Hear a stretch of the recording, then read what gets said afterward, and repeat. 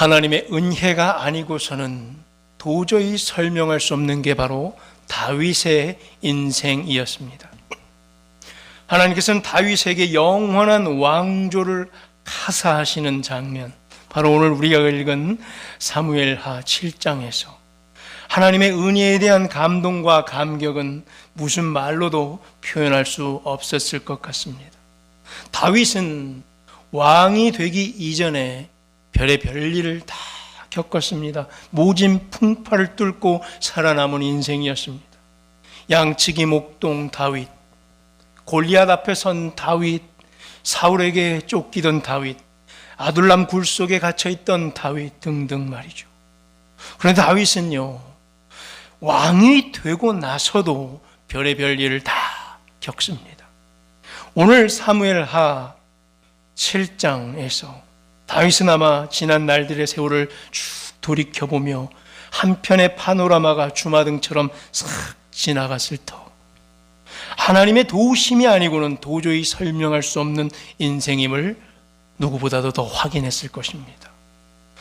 다윗 이전에 이스라엘의 초대 왕이 누구였죠?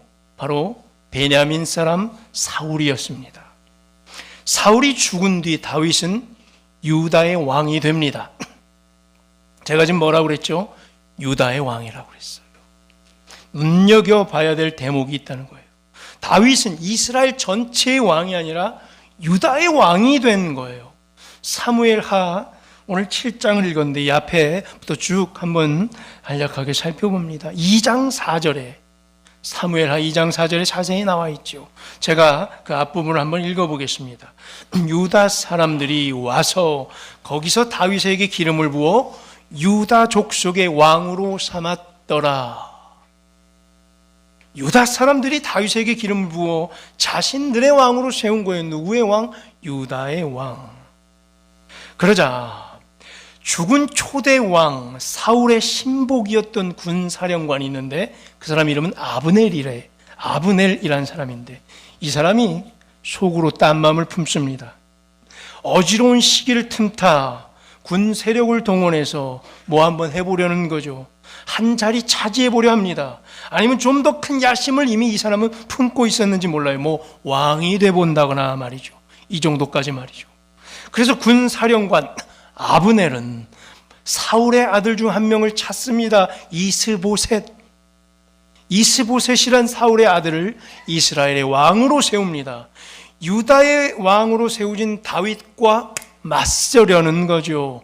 사무엘하 2장 8절과 9절을 보면요, 길르앗 사람들과 이스라엘 사람들, 에브라임 사람들, 베냐민 지파 사람들을 여기저기서 끌어모아서 사울의 아들 이스보셋을 이스라엘 왕으로 세웁니다. 군인 아브넬, 군사령관 아브넬, 이 사람 보통 사람이 아닙니다. 싸움도 잘했을 뿐만 아니라 머리가 아주 비상합니다. 정치적 야망도 컸습니다.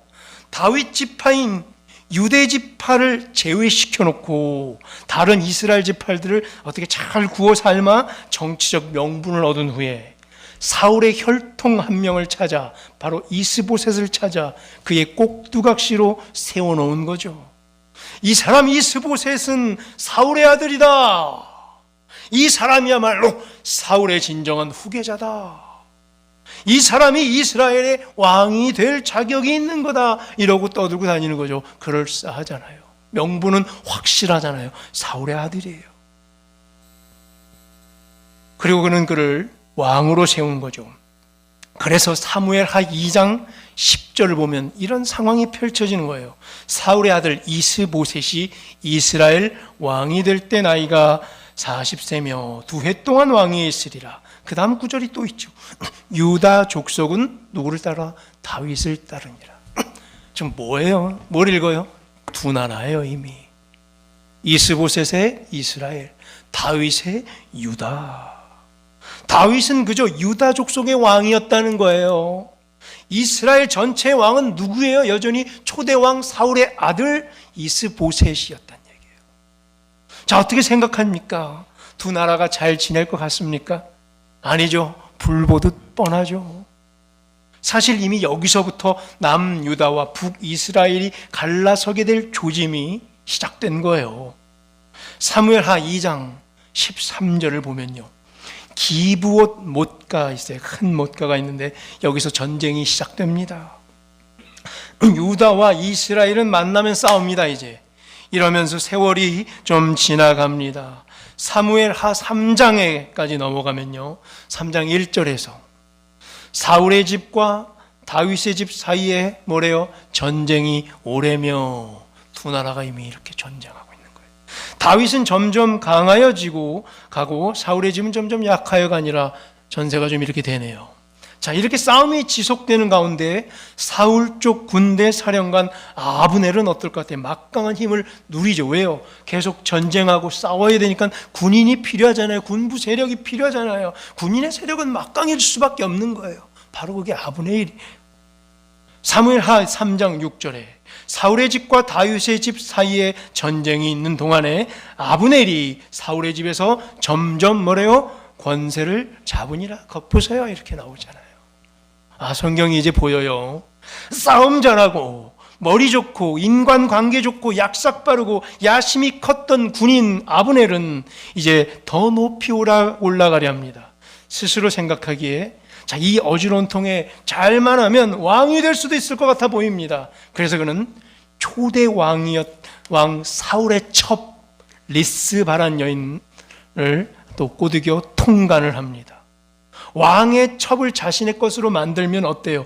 왕의 첩을 만들게 되면 자기가 마치 왕처럼 비춰질 수가 있어요.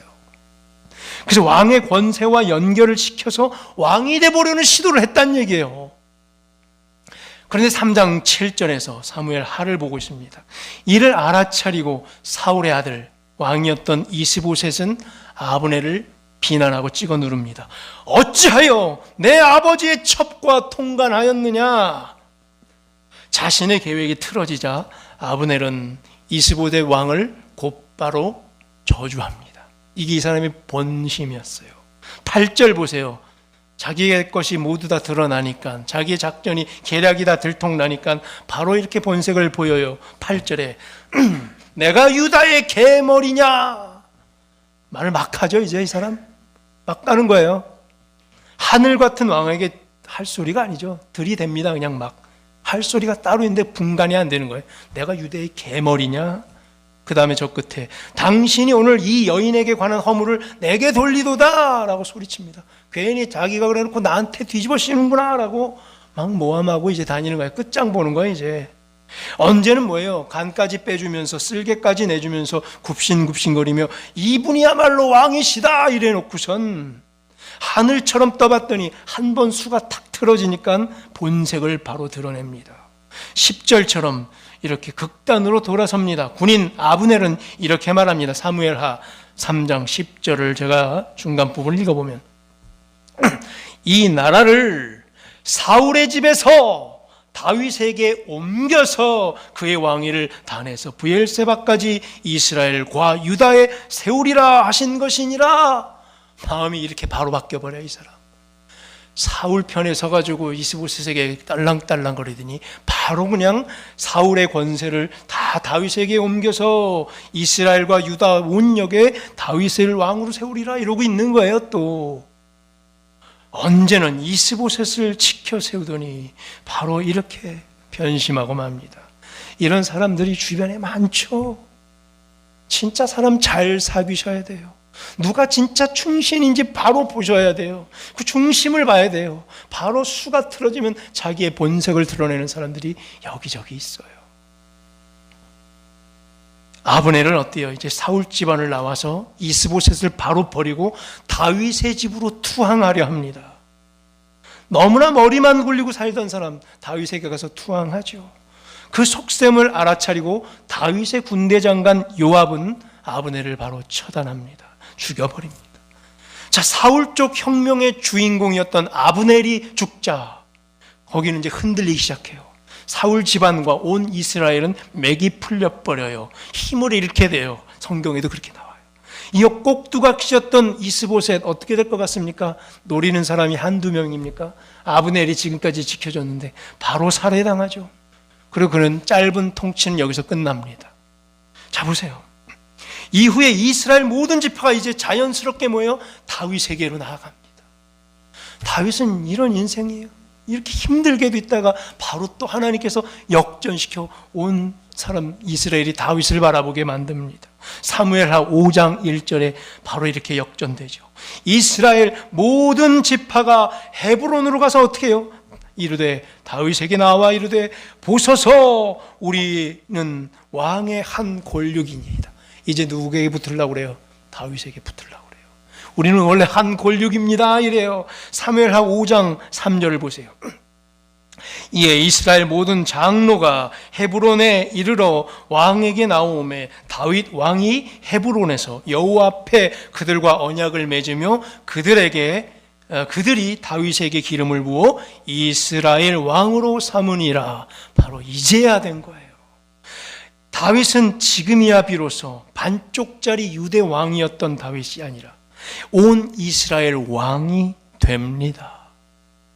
다윗은 그래서 이제 본격적으로 왕권을 강화시키고 이제 헤브론 시대가 아니라 예루살렘 시대로 나아가려고 하는 거예요. 하나님의 경영을 이루고자 왕이 되고 7년 6개월간 머물렀던 헤브론을 일부러 떠나서 천도 수도를 바꿉니다. 어디로요? 헤브론이 아니라 예루살렘으로 들어가서 시온 산성을 찾고 시온산의 주인이 됩니다. 그래서 이때부터 다윗하면 시온산하면 다윗산성, 시온산성 이렇게 되는 거죠. 시온산의 주인이 됩니다. 다윗의 명성이 널리 알려지게 되고 저기 있던 두로 왕 히람은 이후에 다윗에게 잘 보이려고 사무엘하 5장 11절을 보면 시온산에 뭘 지어줘요? 다윗 궁경을 지어줘요. 백향목을 다 갖고 와가지고 다윗 성을 건축해 줍니다. 드디어 다윗은 이제 많은 것을 이뤘어요. 진짜 온 이스라엘이 왕이 됐고 예루살렘의 주인이 됐고 시온의 주인이 됐고 자기 궁정을 크게 갖게 됩니다. 많은 힘을, 중앙 집권의 힘을 이제야 비로소 갖게 됩니다. 그러자 5장 12절에서 다윗은 여기까지 인도하신 하나님의 은혜를 깨닫고 감격하죠. 한번 1차 감격 5장 12절을 보면요, 제가 읽어봅니다. 다윗이 여호와께서 자기를 세우사 이스라엘 왕으로 삼으신 것과 그의 백성 이스라엘 위하여 그 나라를 높이신 것을 알았더라. 다윗은 알았어요. 절실히 깨달았어요. 첫째로 뭘요? 이스라엘 왕으로 삼으신 것을 감사했습니다. 반쪽짜리 유다의 왕이 될 뻔도 했었는데 전 이스라엘 왕으로 세웠다는 거, 이게 중요한 거예요. 유다 왕이 아니라 이스라엘 왕으로 세운 것을 감사했어요. 둘째, 하나님의 백성을 위해 이스라엘 나라를 높이신 것을 감사했어요. 하나님의 힘으로 이스라엘 나라가 높아졌고 권세가 세졌고 만방의 그 이름과 통치력이 알려지기 시작해서 여러 나라들이 굽신거리며 백향목으로 왕궁까지 지어주지 않았습니까? 다윗이 한 게 없어요. 누가 다 했는가? 다윗은 그걸 알았어요. 정확히 알았어요. 그리고 자신의 위치를 정확히 파악했어요. 자신을 왕으로 세우신 이가 누구라? 하나님이시고 그의 나라를 높이신 것도 누구라? 하나님이심을 그는 알았어요. 스스로 한 건 아무것도 없음을 알았어요. 그게 다윗의 위대함이에요. 이쯤 되면 내가 좀 했지, 내가 한 게 얼만데, 이런 소리를 할 만한데 다윗은 아니었어요. 그래서 다윗이 위대한 거예요. 스스로 한 건 아무것도 없음을 스스로 인정하고 알았던 거예요. 하나님의 은혜라는 복음성과 가사처럼 나를 지으신 이가 하나님, 나를 세우신 이도 하나님, 나를 부르신 이도 하나님, 나를 보내신 이도 하나님, 나의 나 된 것은 다 하나님의 은혜라. 이게 다윗이었어요. 그 이후에 다윗은 오랜 숙적이었던 서쪽의 해변가 블레셋, 지긋지긋한 이름이죠. 블레셋. 사사시대부터 그렇게 이스라엘을 괴롭혀왔던 블레셋, 막강 군사력 있는 블레셋, 해변가의 해적 블레셋. 오랜 시간 동안 이스라엘을 그렇게 괴롭혔던 블레셋을 하나님의 도우심으로 단번에 물리쳐버리는 거예요. 이게 그냥 있을 일이 아니에요. 블레셋을 단번에 물리쳐요. 100년 전에 어떤 일까지 있었어요? 싸우다가 언약궤까지 빼앗겼어요. 블레셋이 그렇게 세요. 언약궤를 빼앗긴 채 100년 동안 놔뒀던 게 바로 블레셋이에요. 언약궤를 손에 넣었습니다. 이제 모두가 기뻐하며 소가 끄는 새 수레를 통해 언약궤를 운반하고 있습니다. 감격이죠. 다들 와 하면서 감격이죠. 그런데 이 수레가 나곤이라는 사람의 타작마당에 들었을 때 멀쩡히 잘만 싣고 오던 소들이 갑자기 뭐에 놀랐는지 소들이 날뛰기 시작합니다. 언약궤가 수레에서 흔들리고 떨어질지도 모른다는 생각에 누가 나타나죠? 사람. 웃사라는 사람이 갑자기 언약궤를 손으로 붙들며 이러면 안 되는데 하고 손으로 붙듭니다. 그 순간 웃사는 그 자리에서 즉사합니다. 잔치집이 졸지에 초상집으로 바뀌는 거예요. 제대로 하는 게 하나도 없는 거예요. 다윗은. 보세요. 이것도 이렇게 철저하지 못한 게 다윗이에요. 또 어떤 면으로 보면은 위대한 왕이지만 언약궤 차지했고 갖고 오는 길에 또 순탄하지 않은 이 다윗의 인생을 또 보게 됩니다. 왜 그래요? 하나님께서 허락하지 않으셨던 거죠. 아무리 뜻이 좋고 아무리 기쁜 일이지만 하나님께서 허락해야 가능한 것을 다윗은 압니다. 레위인 중에서 누구만, 그것도 고핫 자손만이 언약궤를 메고 옮기라고 그랬어요. 메고. 근데 감히 지금 수레에 끌고 가고 있는 거예요. 나귀색 소가 끄는 수레에. 그리고 성물에 함부로 손을 대면 안 됐는데 손도 막 대고 말이죠. 소가 끌고 수레에 옮기고. 어떤 일에 있어서 옳고 그름이 뭐예요, 여러분들? 뭐가 옳은 일이고 뭐가 그른 일이죠? 우리가 지금까지 했던 게 옳은 거예요? 내 거 하면 늘 옳은 거예요? 남이 하면 틀린 거예요? 그 기준이 뭐예요? 그 기준은요, 하나님께서 기뻐하시는가? 하나님께서 원하시는가? 하나님께서 이 일을 허락하셨는가? 많이 나오죠, 구약에. 하나님이 허락하시면 누가 누구를 이기고 치고 이기죠. 하나님이 붙여주셨음에 하나님이 허락하면 끝나는 거예요. 우리가 싸고 있는 재판도요, 하나님이 허락하시면 끝나는 거예요. 하나님이 원하시는가? 하나님이 기뻐하시는가? 이 일을 통해 하나님이 허락하셨는가를 우리는 물어야 돼요. 하나님이 기준이라니. 자, 이제 석 달 후에 드디어 다윗의 장막으로 언약궤를 들여오게 됩니다. 다윗은 여호와 앞에서 온 힘을 다해 춤을 춥니다. 이게 진정한 다윗이죠. 그리고 번제와 화목 제물을 드리죠. 그리고 온 백성을 축복합니다. 이게 다윗이에요. 떡과 고기와 음식을 백성들에게 마음껏 나눠주고 축제를 갖습니다. 모든 것은 다 하나님께서 하신 겁니다. 자, 여기까지 예루살렘으로 옮겨갔고 다윗성 지었고 빼앗겼던 언약궤까지 차지했고 구속족 블레셋까지 쳐부셨고, 다윗은 많은 것을 했지만 다윗은 알아요. 왕이 되기 이전부터 왕이 된 이후까지도 자기가 한 게 없어요. 변변치 못한 자기는 아무것도 할 줄 몰랐어요. 이스보셋이란 또 아브넬이란 강력한 라이벌들이 자기를 시시탄탄 노리고 있었고, 블레셋이 눈 시퍼렇게 뜨고 있었고, 언약궤 뺏고도 가져올 때조차 철저하지 못했던 다윗이에요. 스스로 아무것도 할 수 없었던, 제대로 뭐 하나 할 줄 아는 게 없었던 다윗이라는 거예요. 하나님께서 다 하셨구나, 이 은혜를 묵상하며 오늘 읽은 7장에서 다윗은 지난 날들을 회고합니다.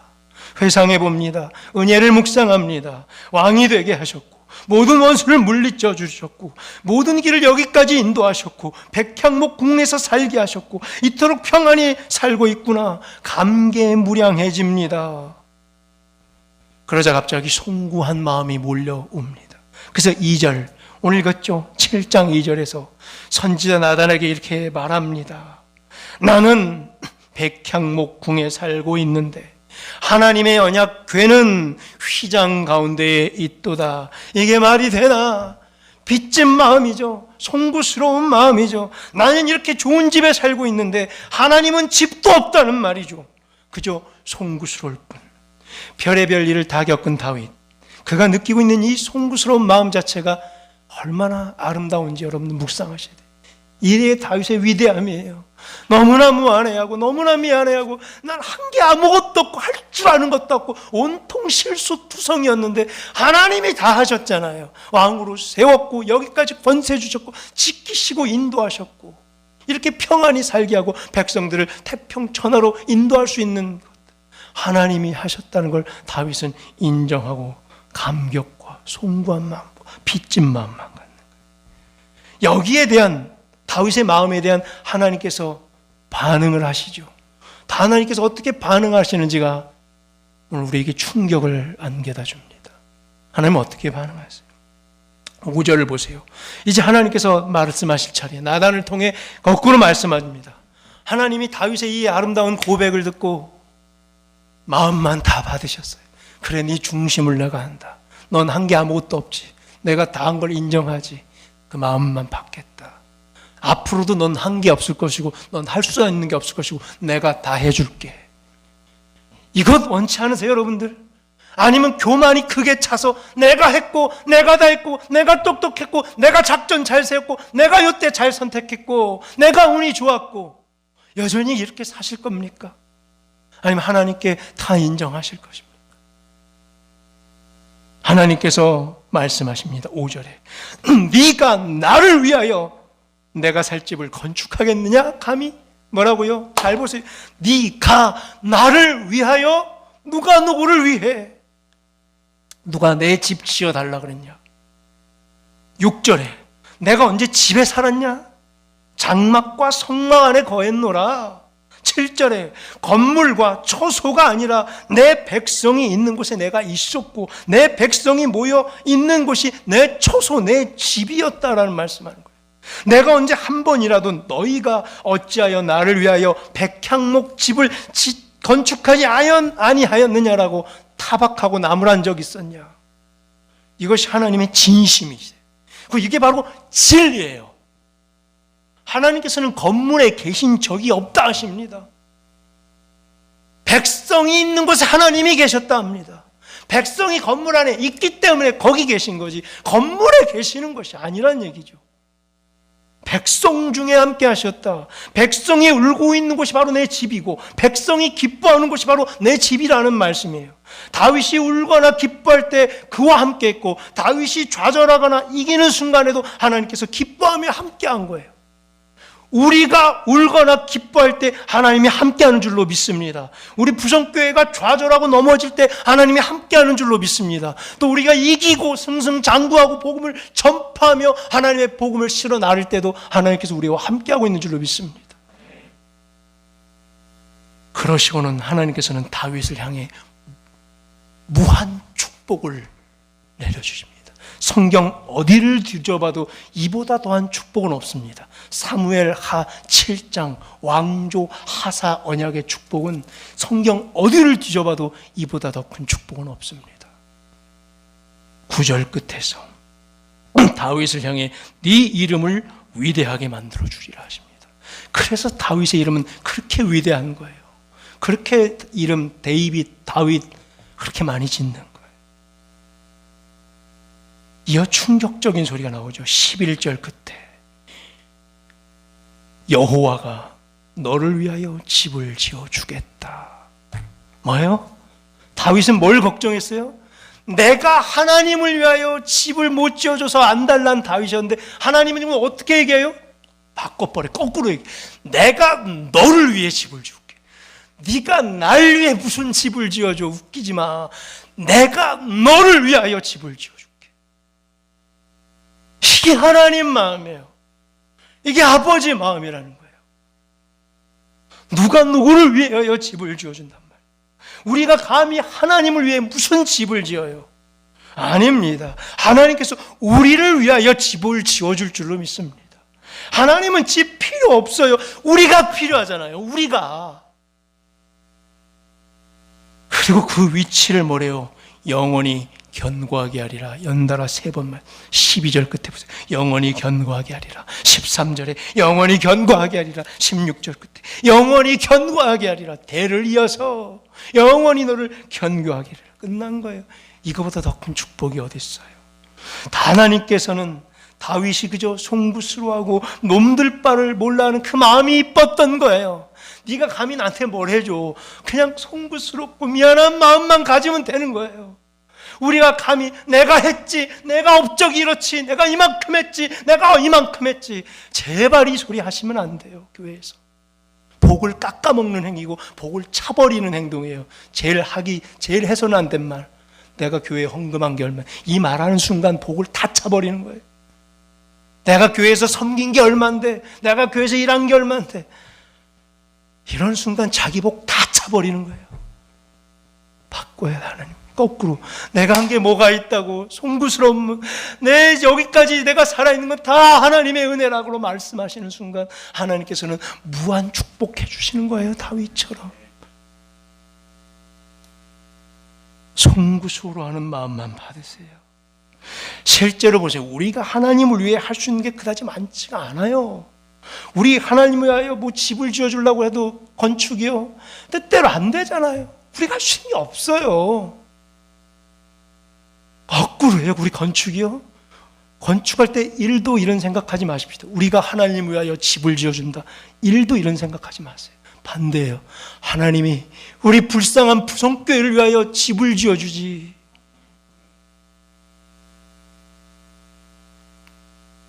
미안한 마음 가지십시다. 송구한 마음 가지십시다. 감사하는 마음만 가지십시다. 매사에 모든 것들을 통해서 많은 사람들에게 존경받았던 다윗, 누가 보기엔 다윗이 많은 일을 잘해낸 것 같이 보였던 다윗, 하나님을 이렇게 미치게 사랑하고 막 춤추었던 언약궤가 들어갈 때 이런 다윗, 남들이 볼 때. 그러나 다윗은 스스로 인생을 돌이켜볼 때 부족한 것뿐이었던 거예요. 자기가 한 게 없는 걸 깨달은 거예요. 내가 많은 걸 했고 내가 하나님께, 이런 말 하면 안 되는 거예요. 지금까지 뭘 하든지 처음부터 다윗 일사천리로 된 일이 없었던 걸 제가 일부러 쭉 보여줬죠. 왕 이전 마찬가지고 왕 된 이후도 제대로 된 게 없었어요. 다윗은 스스로 그때마다 자기 할 수 있는 건 별로 없었어요. 다윗이 제대로 해놓은 것도 별로 없어요. 해낸 것도. 그걸 다 누가 한 건가? 하나님께서 하신 거구나. 다윗은 이제 깊이 깨닫습니다. 하나님을 위해 할 수 있는 것이 아무것도 없음을, 그저 내가 할 수 있는 건 송구스러운 마음뿐임을. 그리고 이제 그는 깜짝 놀랍니다. 자기가 하나님을 위하여 존재하는 것이 아니라 하나님께서 나를 위해 존재하는구나. 내가 하나님을 위하여 일하는 게 아니라 하나님이 나를 위하여 일하는구나. 이게 성경이었어요.